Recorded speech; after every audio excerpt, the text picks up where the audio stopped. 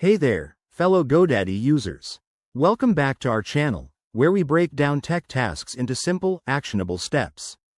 Today, we're tackling how to give delegate access in GoDaddy for 2025. If you're a business owner, freelancer, or just someone managing multiple domains, giving delegate access can help you share responsibilities without handing over full control. It's a game changer for collaboration and efficiency, especially with GoDaddy's updated interface this year. Let's dive right in. First things first, make sure you're logged into your GoDaddy account. Head over to the dashboard. That's the main page after you sign in.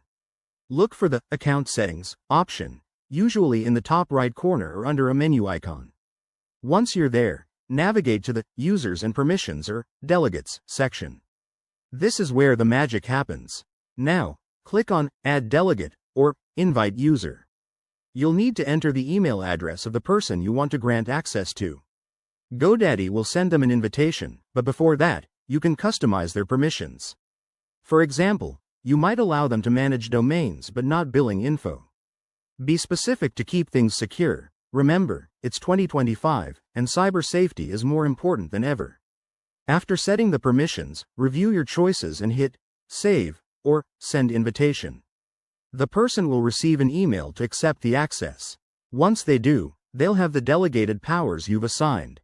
Pro tip: regularly check your delegates list under Account Settings to manage or revoke access as needed. This ensures everything stays under your control. And just like that, you've mastered delegate access in GoDaddy. This feature is perfect for teams or partners, saving you time and reducing errors.